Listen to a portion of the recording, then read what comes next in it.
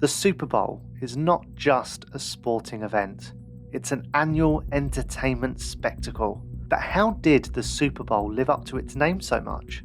Why is football so deeply rooted in American life? And what does America's love of sport tell us about their national identity? In this episode, we explore how a national sport became a multi-billion-dollar economy as we answer the question, what makes the Super Bowl so super?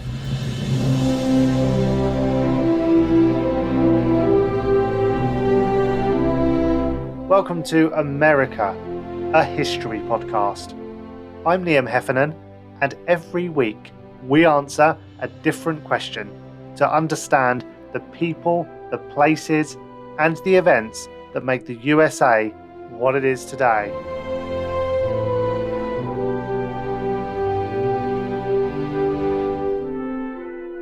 From the faculty this week and making his professional debut on the podcast is Thomas Smith, Professor of American Literature and Culture and Deputy Director of Area Studies at the University of East Anglia. Hi, Tom. Hello. How are you doing? Oh, good, thanks. Happy to be here. And our special guest today is a guy who, to many NFL podcast fans, will be a very familiar voice. He's one of the hosts of the Athletic Football Show and all-round expert of the sport. Welcome to the show, Robert Mays. It's good to be here. I think that's a loosely used term, but I appreciate it nonetheless. Well, by our standards, you are very much the expert on today's episode. So you are. It's a pleasure to have you on the show. Thanks for having me. And I hope that we can start to kind of break down in this, I'm sure, brief discussion about exactly how football has become so important and so huge in America. But I'm going to just caveat before we dive into this that when we say football in this episode, we are talking about American football, as I'm sure we have a lot of non-US listeners. Soccer will be referred to as, well, proper football, as we call it. But let's just kick off firstly with you, Robert, because obviously Tom and I are both English. We don't really get the whole thing around American football, even though it's starting to sort of take off a bit overseas. So tell us, what are your first memories of American football and how did you get into it? I would say the first memory that is kind of crystal clear for me was the Super Bowl in 1995. The Niners were playing against the Chargers. And Steve Young and that Niners team was fantastic. But that just certainly wasn't the first time I interfaced with American football. I don't remember a time in my life that didn't involve football. I'm from outside Chicago. My dad was a huge Bears fan. You know, from the time I was 4, 5, 6 years old, we spent Sundays watching Bears games. So I just remember and have real memories of Brett Favre just ripping out my heart as the Bears played the Packers twice a year. And, you know, that's how I grew up. It was just a communal thing. It was a familial thing. My grandparents, my very Italian grandparents would come over with just like a tray of various Italian deli meats, and the game would start at noon and we would all sit down with lunch, and that's kind of how it would go. And then I was probably 6 or 7 when my dad got season tickets to the Bears as part of his job. So we would go to 2, 3, 4 games a year at Soldier Field. And, you know, that became just kind of this really foundational experience and kind of connection that I had with my father. And it extended throughout my life. You know, I've always loved football. I played football in high school. It was probably 87% of my identity from ages 12 through 18. And then when I got into the workforce and started to be, sports media and a journalist, I gravitated toward a job that allowed me to write about football consistently. So it's been a huge part of who I've been since as long as I can remember. And do you think that's just something that, I mean, it sounds like what you're describing is that it's really just instilled in you as you grow up. You know, football is really just a part of life. I think that's true. You know, people go to church on Sunday and then they go watch football games. I mean, it's an institution, and you know, so for some people that may not be true. You know, that's just the way that I grew up. I wonder if my dad didn't watch football, if I would have loved it. And I think the answer is probably yes. You know, there's something. There's an example that I use now that's kind of very far away from that. My fiance's cousin, he's 11 years old, I think. He grew up in Israel, and they didn't have football when he was a kid. He didn't watch football. He didn't watch sports, and his parents aren't big sports fans. He moved back to the States probably 2-3 years ago, and he loves football, and he asks me about it all the time. And it almost reminds me of that Jeff Goldblum line from Jurassic Park, where it's like life finds a way. It's kind of one of those moments where, football can find a way, even if it's not kind of ingrained in the fabric of who you were as a kid. So even outside of the cultural aspects and just the osmosis through which you really get accustomed to it, I do think that there's something transfixing about the sport. And when people start watching it and start getting into it, there is something that can pull them in, even if it's not necessarily how they grew up. Yeah, and I think the closest that we probably get to that is, soccer over here. Is something that most people have a team that they support, but there's something just a bit different about the kind of the fandom around soccer versus American football. So, Tom, I wonder if, as someone who's not really connected to the world of American football as an impartial international observer, what do you think it is that makes American football so American? Well, I suppose there's something around soccer, the fact that it is a global sport in a very different way, that perhaps means that while it's a kind of key part of a certain kind of British identity, it's also part of a global conversation around soccer, right? But I think there's probably that element of American exceptionalism still in the spectacle of American football that gives it a different position in relation to American identity. That sense that really this is only something that does happen in America. Now, of course, there is a global element to American football too, undoubtedly, and you can see how popular the NFL games in London are. But in a sense, that popularity is still rooted in the degree to which it gives you an opportunity to see something that is so distinctively American playing out in London, if you like. So it's almost kind of amplifies that sense of exceptionalism. But I think also, as popular and ingrained as soccer is in the British national imagination, the popularity of American football, I think, outstrips it within the American context, right? So if you take an event like the FA Cup final, which is a significant event on the sporting calendar for people who like soccer, that's probably got a bigger global audience than the Super Bowl, right? I think it's about 500 million all told. But in terms of its actual significance within the UK, you can happily go about your life on FA Cup final day and have no interaction with football, right? It can leave you untouched. It does not penetrate British culture in the same way. But, the Super Bowl, the proportion of Americans who are watching the Super Bowl as the Super Bowl happens, engaged in something that is probably the most unifying ritual / spectacle in American life, right, is completely incomparable. So I think the comparison with soccer is an interesting one, because it does kind of just serve to highlight how much American football does sit at the centre of American culture in lots of ways, in a way that soccer does and doesn't in England. Yeah, and I mean, you've segued very nicely onto the Super Bowl. So why don't you give us a bit of a whistle-stop tour of sort of the history of how the Super Bowl sort of came to be? Well, I think probably to understand American football, you've got to go back to about the middle of the 19th century. I mean, that's where I generally like to start with most things. So that's probably part of my rationale there. But I think what's difficult to imagine about America's relationship to sport is the degree to which, at that point, around about 1850, there really isn't any kind of recognizable sporting culture in America at that point. If we talk about the sporting life in America before then, what we're thinking about is horse racing, blood sports, hunting, cockfighting, gambling. The sporting life is completely associated with a kind of very shady underworld, if you like, a very kind of morally dubious part of culture. And so sport is kind of outside of the social pale in many ways, right? It's very much associated with behaviour that is often frowned upon.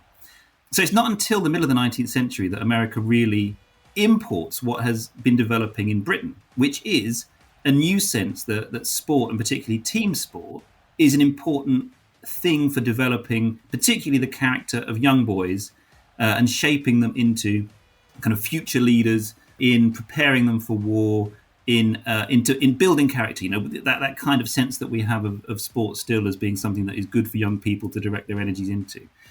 So America kind of imports that from the British system. And American football develops then in the late 19th century against a backdrop where there is also an anxiety about masculinity in America, a sense that young American men are perhaps too effete, too feminized, too soft, not ready for war. And so American football becomes really wrapped up in also that sense of reinstating a certain idea of manliness in American culture. And, it really is like seen as a metaphor for war. right? And also a kind of as close to war as you can get without being at war. And so famously, Stephen Crane, when he writes the novel The Red Badge of Courage, which is about the Civil War, when it's published, everyone who reads it says, "Oh, Stephen Crane, he must have fought in the war. There's no way he didn't fight in the Civil War." And Stephen Crane wasn't even born when the Civil War takes place. And he actually says in a letter to a friend, "They all think I served, but actually, I got my sense of rage on the football field." So right from the start, American football is about violence, spectacle, national identity, war. All of those things are wrapped up in it. And, it is surprisingly violent. There is famously, in 1905, 19 young Americans die playing American football. And so, when we talk about contemporary issues around the dangers of the game, I guess, which is certainly one of the conversations that surrounds it, that goes deep into American culture as well. But what we need to remember as well, I guess, is that until about the middle of the 20th century, so, for about 100 years, when you think about America, what is America's national sport? It's baseball, right? There's no debate on that. Baseball completely captures the American sporting center ground, and American football is far more marginal, right? It doesn't define American culture in the way that it does now. It really is around the 1960s, late 60s, 70s, at the same time that the Super Bowl first takes place. That's the point at which American football really starts to become the national sport, to become more popular than baseball. And it's interesting that it's against that backdrop of the Vietnam War and the kind of polarization of American society that we think of in the late 60s, that actually America also unifies around American football at that point. And there's a famous quote from Washington Post journalist Mary McCrory at that point. She says, "Baseball is who we were, and football is who we are." So there's that sense that baseball represents a kind of nostalgic vision of what American life was, and American football has come to define what American life is. And that probably still holds true, I think, in the 21st century.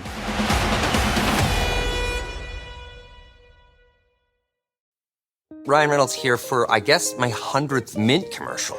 No, don't. I mean, honestly, when I started this, I thought I only have to do like 4 of these. I mean, it's unlimited premium wireless for $15 a month. How are there still people paying 2 or 3 times that much?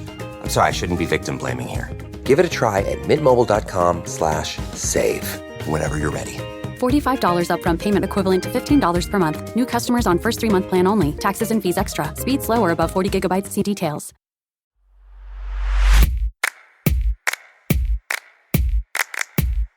And that takes us nicely into sort of the modern day, where it feels like the Super Bowl has sort of transcended any kind of fan base around just American football and has become this like massive spectacle in its own right. Robert, as someone who's lives in America and experiences the Super Bowl every year, do you kind of agree with that? Do you need to be an American football fan to be a Super Bowl fan? I don't think so. And I think that, like Tom alluded to, that time period where American football kind of rises to the top of American consciousness in a sporting sense, in the middle of the 1960s, that's when television ownership across America started to explode. So by 1966, when the first Super Bowl happens, you've gone to about 95% of American homes owning a television set, and most of those are in color. That's not an accident. Football is a perfect sport for TV. It translates to television in a way that really no other sport does, because it's the perfect blend of action and downtime. So it can be this sort of communal conversation, but there is violence. There is kind of these spurts of spectacle, like spliced into what can be a fairly laid back interaction with your friends, your family, whoever. And I think that one of the reasons that the Super Bowl really stands out now is that culture outside of these singular athletic events has become so fragmented, right? There is no more MASH finale where 105 million people are watching one singular television event. Sports are the only place where that continues to happen. And the reason that football stands out even among the sporting landscape is every other major American sport, you play a series of games to determine a champion. So if you knew around the NBA Finals or the NH Stanley Cup playoffs or the World Series what day Game 7 would be happening, that Game 7 would be an inevitability, there would probably be a more singular television event around that moment. But there isn't. You don't know. It could be 4 games. It could be 5 games. You play an entire series. And I honestly think the limited action associated with football is one of the reasons that its popularity has been driven up so high. There's now 17 NFL games this season. Every game is deeply important. If you lose a Tuesday baseball game in May, it doesn't really matter. You just kind of keep moving on. The same goes for the NBA. But if you lose an NFL game, it'll ruin people's weeks because of how important it is. But unlike college football, if you do lose a game, your season isn't over. So it's this perfect blend of high stakes all of the time, and it's perfectly made for TV. So I think that as we've lost some of these kind of communal, collective activities and events in American culture and in culture at large, sporting events and NFL games specifically kind of rise to that moment because there are a bunch of different aspects to what they are that I think kind of makes them this magnet for just communal interest. Do you think that over time that the competitiveness and, in Tom's words, the violence that was so often associated with American football, do you think that events like the Super Bowl kind of diminish that a little bit because they become more about the entertainment than they do about the sport? I think that can be true in a sense, but I also think that it's hard for me to see it that way just because I'm so ingrained in the football and the tactics of it. But I think that the way the sport has gone, period, we're in a golden age of offensive football because of rule changes and the way that the game has shifted. So you watch a game like this year's Super Bowl, and even if you're not a football fan, I think intrinsically you understand that something exciting is happening. As teams are trading points and as we get to see, Patrick Mahomes, who kind of stands alone as this ideal of what beautiful American football can look like. And then you contrast that with a team like the Eagles that was excellent offensively. I think that what we expect out of these teams has changed. Passing has become so much more efficient over time. The game itself, I think, has become less about brutality and more about this sense of beauty that is possible. And I think even if you are not a football fan, my fiance doesn't know anything about football. I think she can sit there and watch Patrick Mahomes, and there's something just intuitive about knowing that something different is happening now. And I think that that's where the game has gone to an extent. And I think I would add to that from an American studies perspective, it's because the Super Bowl has the halftime show. It has the adverts. It's this mixture of entertainment, commerce, and sport, and this kind of moment of communal coming together. That's what really makes it such a fascinating moment, I think. If it was just the pure sport, then it would still have a lot of resonance. But the fact that it brings together all of these different aspects of popular culture into one package that seems to really powerfully define certain aspects of American culture. It's precisely because of that kind of commercialization and diversification outside of the football. That's what makes it such a defining moment, probably. Celebrity, capitalism, militarism. Yes. I mean, that you got an American Sunday right there. and I guess that sort of takes me on to my next question, which is about the international appeal of American football, because, as you say, Robert, it's quintessentially American in almost every possible way, the Super Bowl. But the sport generally is starting to find an audience internationally. As Tom mentioned, there are now games held every year in London. So there is a growing fan base worldwide. Why do you think that now is the time that American football is starting to gain traction around the world? I would have to assume that some of it has to do with availability. The way that these games are broadcast and the fact that we have streaming access and you can kind of watch them everywhere. I think that has to be part of it. Just the rise of the internet. I think the last 25, 30 years have played a huge role in it. If you're a British NFL fan, you can easily access any content about American football that you want to access. Podcasts are worldwide. You can, read anything, any site that's writing about American football. So I think that the ability to learn about it the barriers to entry are lower than they've ever been. And I think that has to be a part of it. This is anecdotal, certainly, but a lot of our most engaged listeners are international listeners. We do occasional listener mailbags once a month, once every 2 months. A lot of the most thoughtful questions that we get are from people watching the game in Denmark or in the UK or Ireland or Brazil. And I think that it's almost this self-selecting process where if you have taken care to really love and learn the game from afar, you're probably a pretty thoughtful fan. This isn't something that you just stumbled into. So watching not only the international audience grow, but seeing what it's comprised of has been a particularly enlightening experience for me. And do you think that the people that are now finding a love for American football, do you think the gateway into that is the entertainment? You know, things like the Super Bowl, the halftime show, the fact that the sport is wrapped in this sort of commercialism, or is it the fact that they have a love for that sport and then they're drawn in and kept there by the spectacle? Again, anecdotally, I feel like it's more the latter. I think that people stumble into it in kind of these strange, random ways. One of my favorite things is talking to UK or just international fans in general about why they love a certain team. And it's often not because they saw that team play in the Super Bowl. It's for reasons that have nothing to do with that. And again, I think that a lot of the exposure that I've had to international NFL fans, they care about the tactics and they care about, the actual nuts and bolts of how the game works. Similar to how I would have kind of described American Premier League fans 10, 15 years ago, where you really have to care. You really have to want to be into this, because even if there are more avenues to watch it as technology has changed, time differences are still a thing. If you want to watch Sunday Night Football, you got to be up till 3 a.m. It's the same thing. If you want to be a Premier League fan, you got to be up at 6 a.m. every Saturday to watch it over here. So I think that there are fewer casual fans, just because there are still those hoops that you need to jump through to really care about it. So I think something as kind of fleeting as, I really enjoyed, watching Lady Gaga at halftime, maybe I'll care about the NFL. I think that holds less weight than the actual substance of what the sport is for people.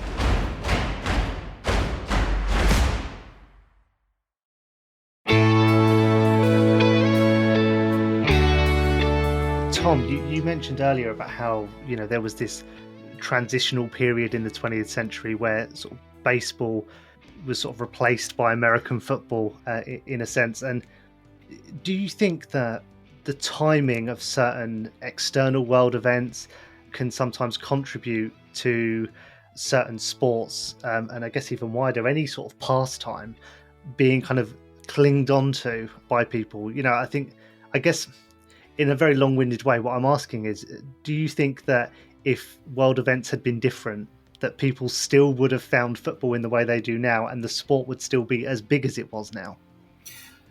Yeah, that's a good question. I mean, I think I'm right in saying that a couple of years ago there was some sense that maybe there might be a decline in the popularity of football post some of the issues around injuries, head injuries, some other scandals, the politicization of the NFL.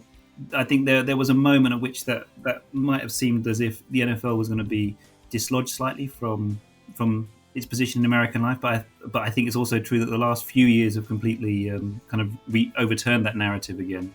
I think the last Super Bowl was almost the most viewed Super Bowl. I think second in history.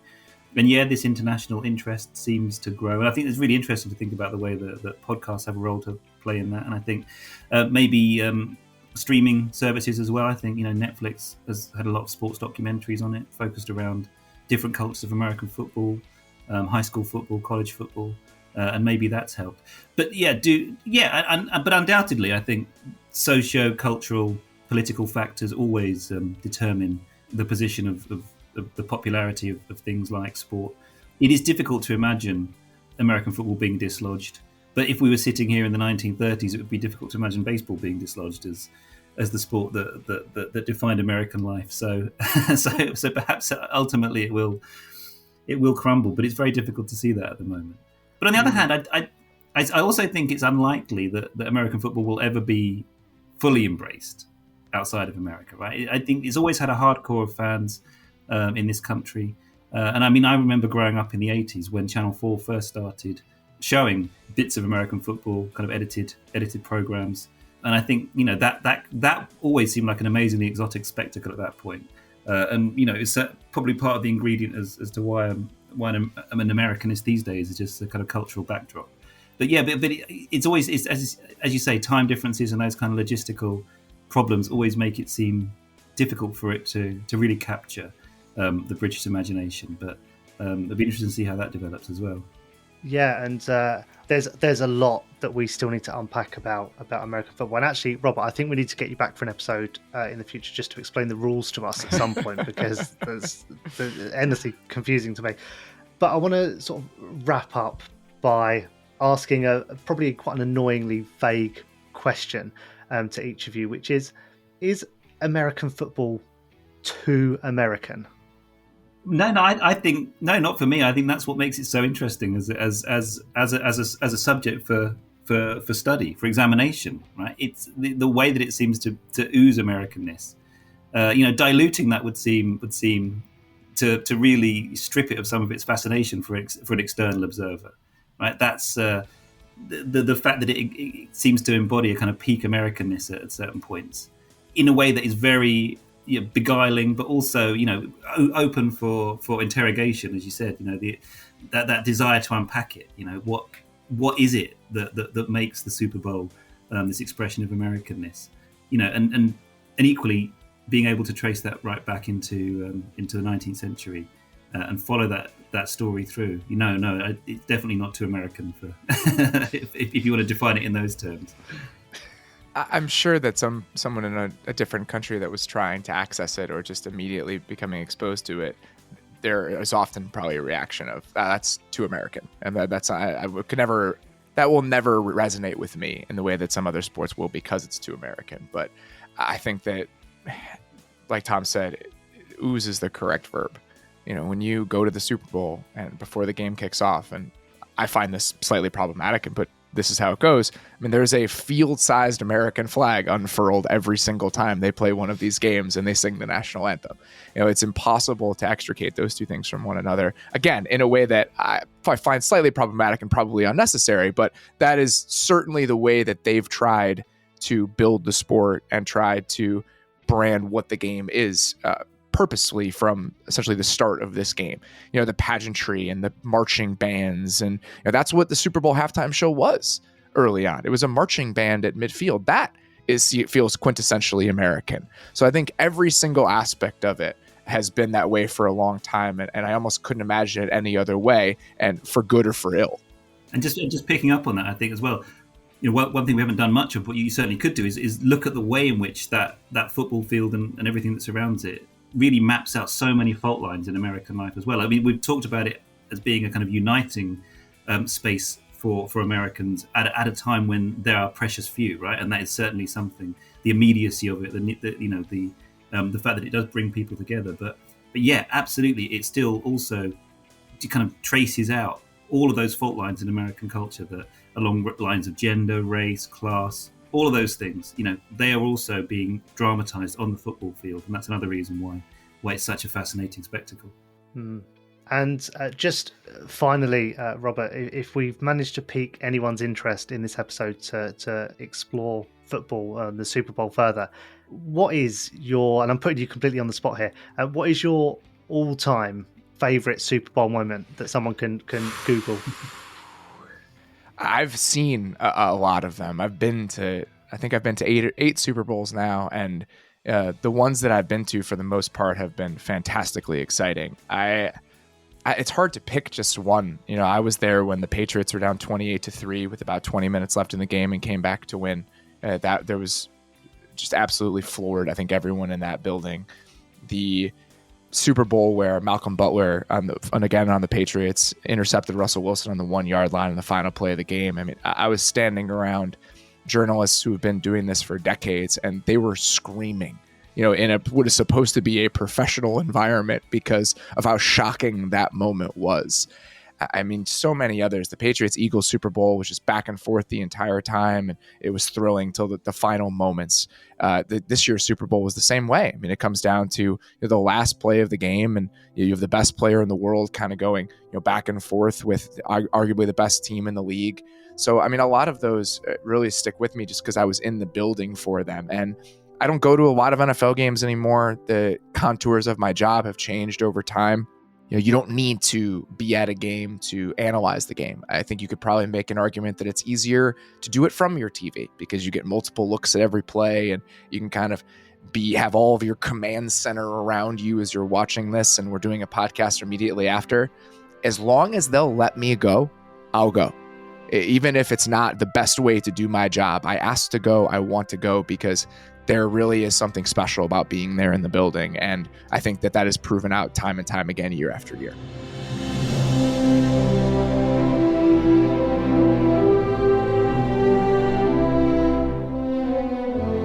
This episode of America, a History Podcast, is produced, hosted, and edited by me, Liam Heffernan. A special thanks to our guests, Tom Smith, but also to Robert Mays for joining us from the Athletic Football Show. And if we've piqued your interest, do check out some of the additional resources in the show notes. Please also remember to follow us wherever you get your podcasts, and if you can leave us a rating and review via Apple, that would be amazing and will help other people find the show as well. In the next episode, we're joined by renowned author and journalist Gary Young as we dispel some of the myths around the civil rights movement.